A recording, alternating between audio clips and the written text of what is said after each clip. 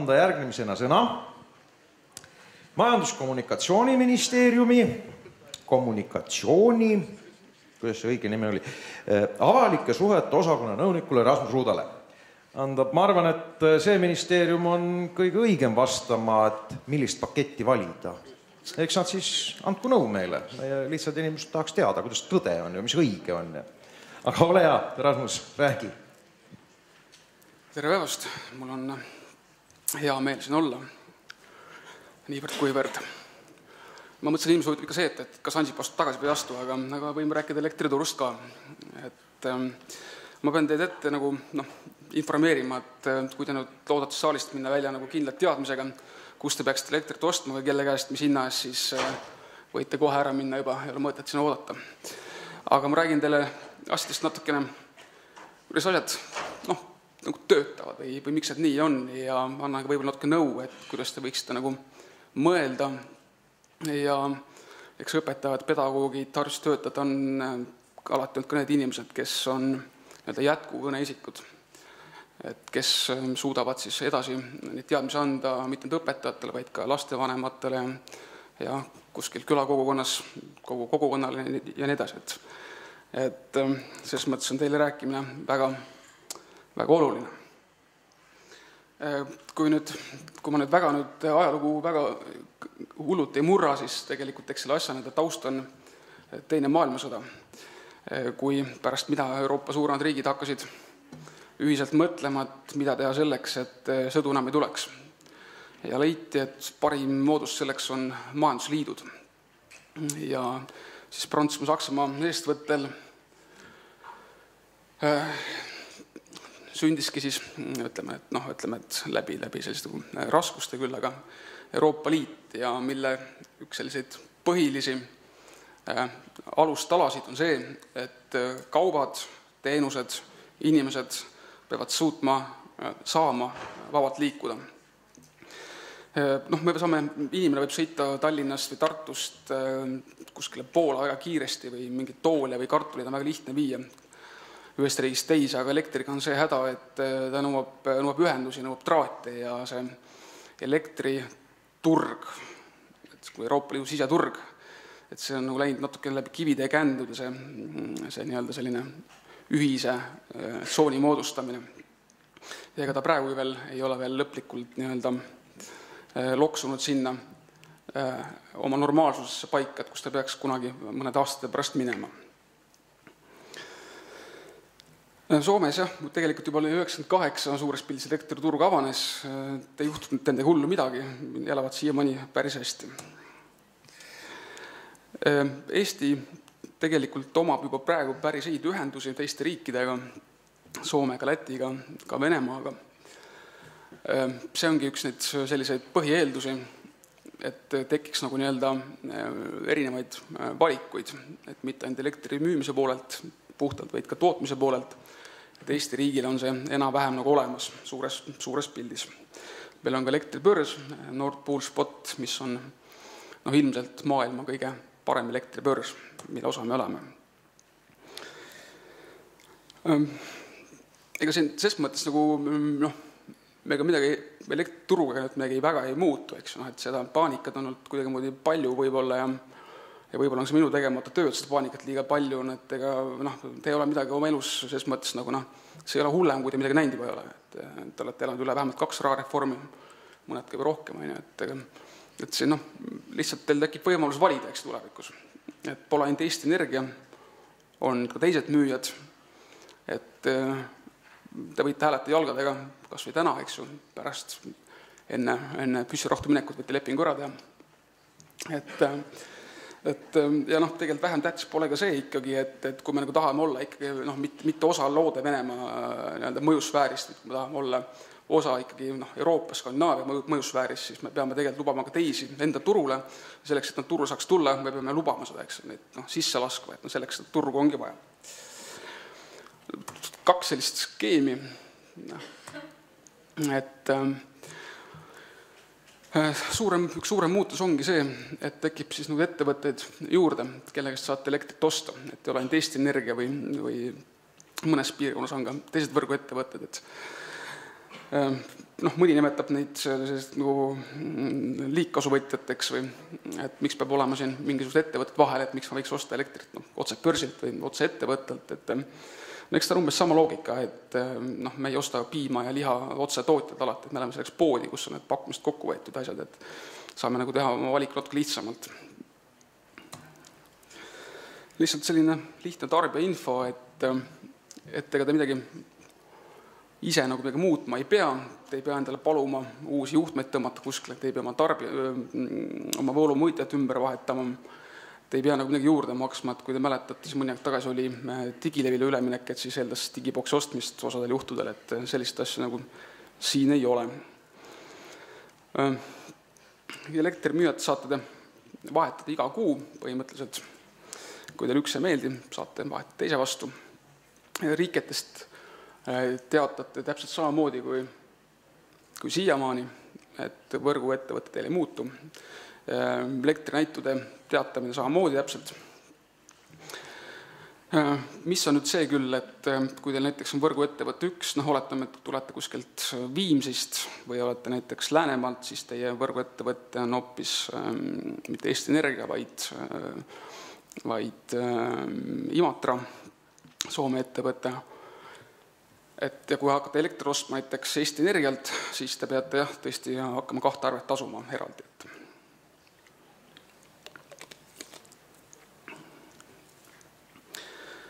Ehk siis, te võite elektrimüüjat vahetada, aga te ei pea seda tegema. Saate valida pakettide vahel, kui ma õigesti mäletan, siis viimane number on 86. Saate vahetada need iga kuu, lähete uue müüja juurde, tema lõpetab eelmise müüjaga lepingu ära, ehk siis nagu sarnane nagu on mobiilsideoperaatoritega, see midagi muud ei muutu. Ja kui te midagi ei tee, kui te olete suht väike tarbija, oletame 100 või paarsada kilovatt-tundi kuus, et ega see te tingimata ei pea endale elektri uut lepingut sõlmima või peada nii nagu on, et ostate elektrit nii-öelda mugavusteenusega, ehk siis seaduse järgi üldteenuse korras. Üks oluline asi veel, et millest nagu alati ei saada päris täpselt aru, et see puudutab siis nagu elektrienergia osa elektrone, mis juhtmetes jooksevad, et võrguteenust jääb endiselt reguleerima Konkurentsiamet ja riiklikud maksud. Ma olen käinud väga palju üle Eesti rääkimas ja inimesi nagu väga nagu tegelikult pigem järgitagi see elektrituru avanemine või see, ütleme see, et saad uut müüjat valida või see, et hind tõuseb, vaid pigem on see, et miks on maksud nii kõrged ja miks see võrguteenuse tasu nii kõrge on, et ma võin teile sellest küll rääkida, aga esiteks ma ei ole poliitik ja teiseks on see liiga pikk jutt. Hea uudis on ka see ikkagi, et loodetavasti nüüd Riigikogu täna võtab ennast kokku ja läheb esimese lugemisele ka elektrituru seadus, ja mis näeb ette seda, et vähemalt see taastuvenergia tasu osa peaks siis uuest aastast natuke väiksemaks muutuma, et väike tort ka selline, et suures pildis on kulud elektrienergial kolmandik, see oleneb sellest, et kui suur tarbija te olete, et põhimõtteliselt mida rohkem tarbite, seda rohkem elektrienergia enda kulu ja võrgutasu osa on siis selle võrra väiksem. Tead, riiklikud maksud on siis ka umbes kolmandik. Nüüd, kui te keegi on teinud uue lepingu või ei ole, aga võib-olla mõned on, ma arvan. Et kui te hakkate mõtlema, et mida ma peaks nagu tegema, siis laias laastus on teil 3 erinevat varianti. On üldteenus, mida ma mainisin, eks see, et ei tee midagi. On börsihinnast sõltuv pakett, mille nagu voorus on see, et suvele maksate kole vähem, talvel rohkem, ja pikas perspektiivis ta on ilmselt natuke madalam keskmiselt hind kui siis 3. variant, ehk siis fikseeritud pakett. Aga fikseeritud paketi nagu eelis on jälle see, et oletame talvel, kui on elektri hind oletatavasti kõrgem kui suvel, eks, või teil on talvel ka muud suured maksed, kommunaalmaksed, muud asjad, ja kui teil oletegi näiteks suur tarbija, kütate korterit või isegi maja elektri pealt, et siis tasuks kindlasti vaadata selle 3. variandi poole. Ehk siis esimene otsus on see, et kas soovite midagi muuta või te ei soovi midagi muuta. Kui te ei soovi midagi muuta, arvate, et üldteenus on teie okei, mis on nii-öelda riiklikult ikkagi endiselt reguleeritud, siis võite selle teema arvamustada ja pühendada rohkem tähtsamatele asjadele. Kui te ikkagi nüüd arvate, et võiksite hakata mõtlema selle peale, et kellelt elektrit osta, mida ma isiklikult soovitaksin pigem teha, siis on nüüd selline suurim valikkoht ongi see, et kas siis, nagu ma enne näitasin, et kas siis börsihinnast sõltuv pakett või fikseeritud pakett. Kui te olete tarbite üsnagi vähe elektrit, siis mina isiklikult soovitan teil igal juhul võtta börsihinnast sõltuva paketi. Kui tahate kindlasti oma kulust olla kindel, palju elektri kilovatt-tund, megavatt-tund maksab, siis tasuks võtta fikseeritud hinnaga, eks te lepite kokku elektrimüüjaga pooleks aastaks, 3 aastaks. Esialgu ma ei soovitaks teha pikemat lepingut kui aasta, et vaata, mis see turg toob, ega me keegi veel päris hästi ei tea ikkagi, mis juhtuma hakkab. Mitte me ei tea, vaid lihtsalt börs on olemuselt üsna selline kõikuv nähtus. Kui te olete selle suure otsuse ära teinud, et kas te tahate võtta üht või teist, vist osad pakuvad ka seda, et on selline, ütleme, kombineeritud variant, et pool on hinda fikseeritud ja pool hinda on siis sõltub börsihinnast. Et ka see muideks on päris hea valik.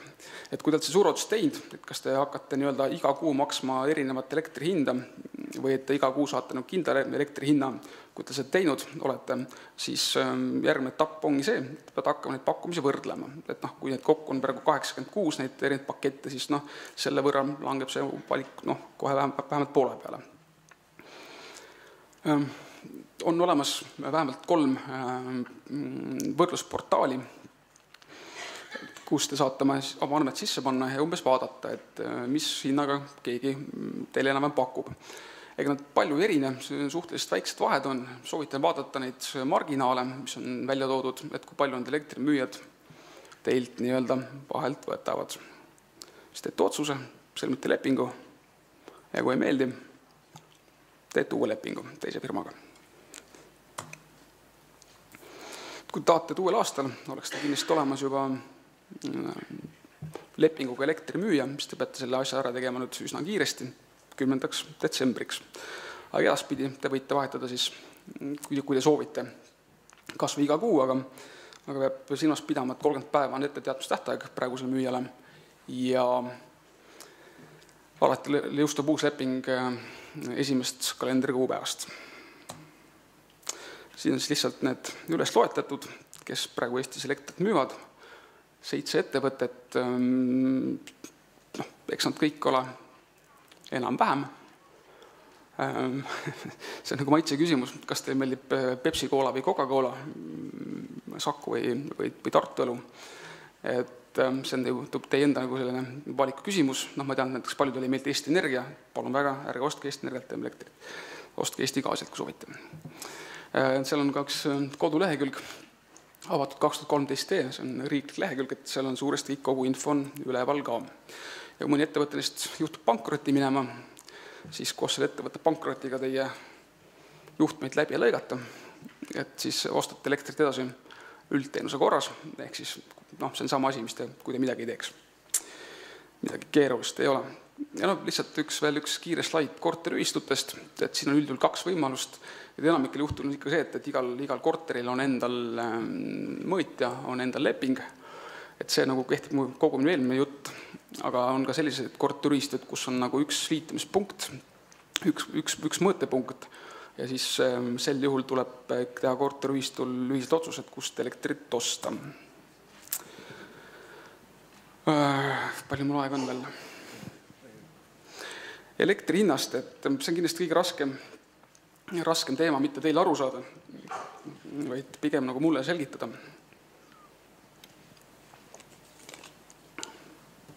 Et kui me räägime jälle Euroopa Liidust, et ma tean väga paljudel see jutt ei meeldi, et kuskil mingi Euroopa Liit, et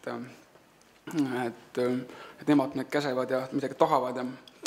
Aga Euroopa Liit otsib oma sellist nägu maailmas või sellist positsiooni. Ja üks tema selliseid suuri eestvõtmisi on see, et me peaksime oma kliimat säästma. Ehk siis see, et kasutama võimalikult vähe CO2-põhiseid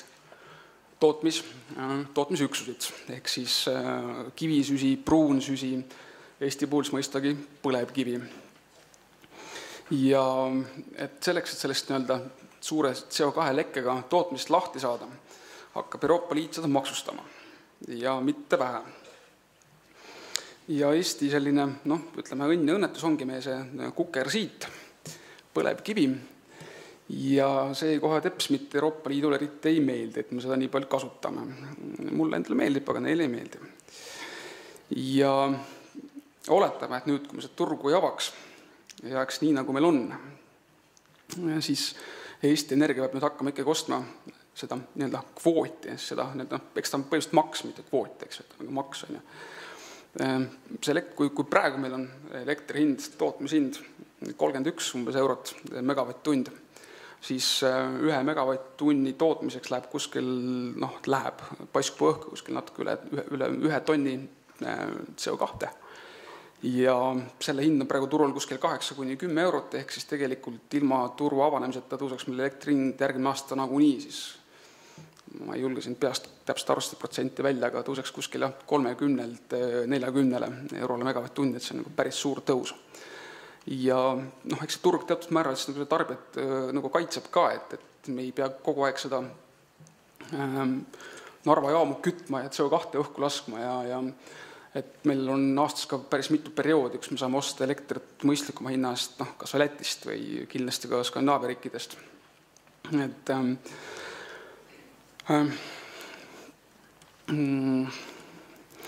ma vähemalt loodan, et see üks hetk see Eesti turg loksub niimoodi paika, et meil tekib selline reaalne kaubahind, elektrihind, et see on filosoofiline küsimus, et mismoodi peaks hinnad tekkima. Mina leian, et peaks tekkima ausalt konkurentsis, ausalt turul. Et mitte mina või mõni teine minu kolleeg, mingi ametnik kuskil kirjutab, et leib peab maksma €50 1 kilo või midagi taolist. Et mäletab väga hästi, kuidas asi käis. Et igal kaubal peab olema oma enda reaalne hind, mis kujuneb siis müüjate ja ostjate sellise vahepealse balansina.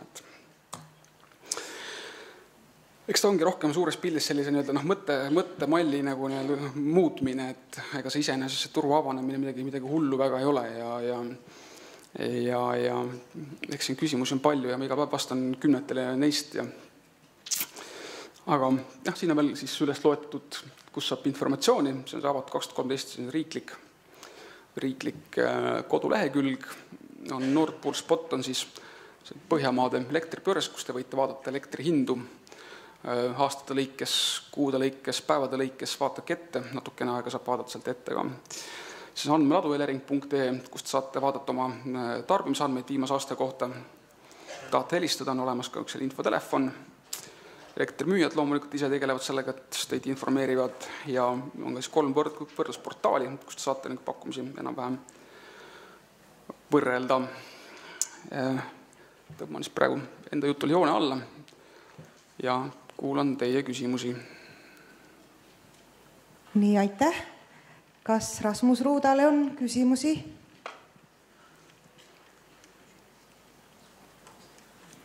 Ja, üks moment. Kui mina vaatan oma elektriarvet, siis sellest on 1/3 elektri hinda ja 2/3 on igasuguseid teisi hindasid, et on aktsiis ja taastuelektri tasu ja nii edasi ja Eleringi selle Elektrilevi teenus, et kas need hinnad jäävad samaks või need muutuvad?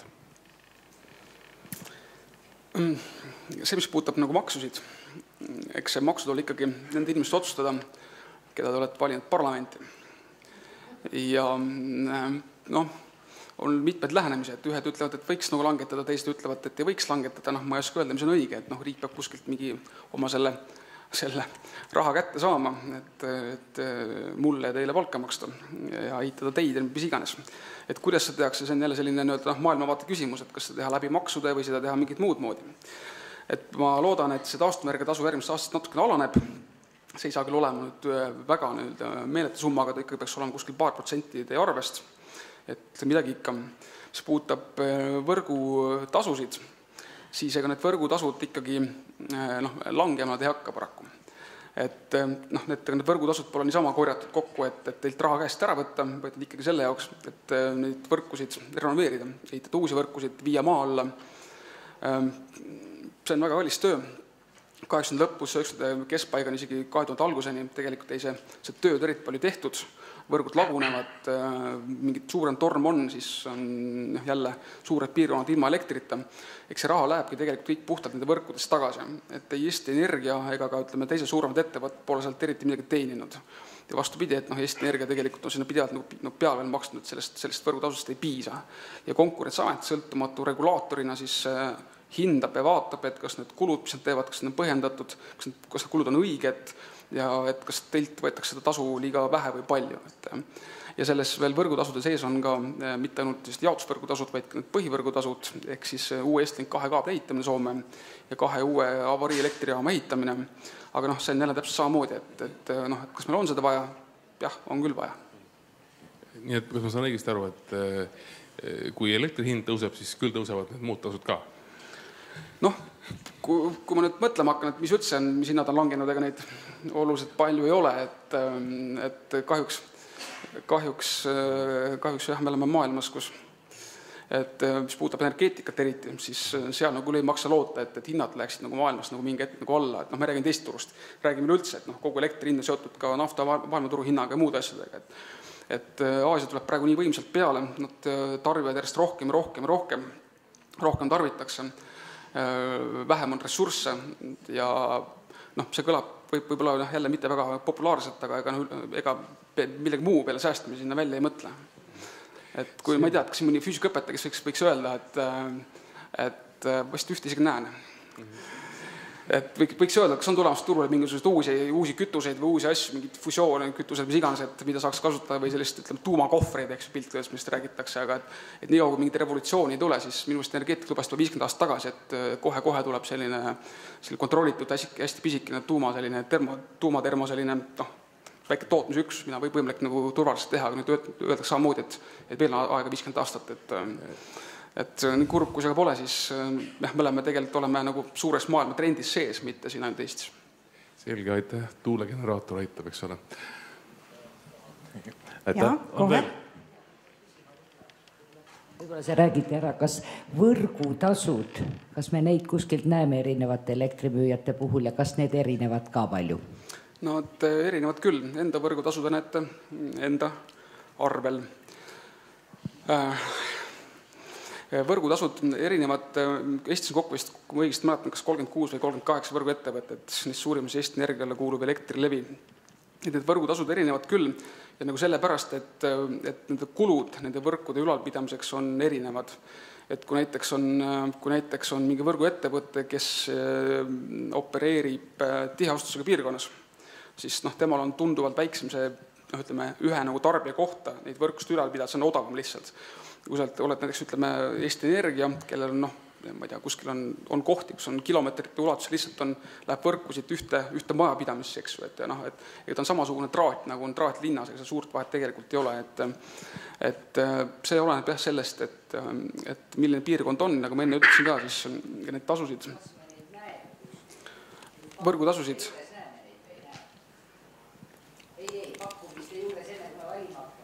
nagu teil, ses mõttes, ega teil võrgutasud ses mõttes ei muutu, ei seost ei ole sellega elektri hinnaga ja võrgutasudega. Jah, nad erinevad, aga enamikul inimestel on see sama enam-vähem Eestis, et võrgutasud kindlasti muutuvad, jäävadki muutuma, eks ju, aga see on natukene teine teema kui see, et kui me räägime ainult puhtalt elektrienergiast, elektronidest. Küsimus selles, et ma ei saa võrguettevõtted endal valida. Ei, võrguettevõtted muuta ei saa, sellepärast see eeldaks ka seda, et keegi tooks teile uued traadi koju ja kui see niigi praegu see traatide haldab niivõrd kallis, eks ju, nagu te arvate, nagu me kõik arvame, eks enam-vähem, siis nagu topelttraate keegi koju tooma ei hakka ja seda kuskil maailmas praktiliselt ei tehta ka. Vist on Londonis, ma olen kuulnud, et pidi olema topelttraadid kuskil piirkondades, aga üldjuhul see on loomulik monopol, et ta jääb nagu nii paika. Ja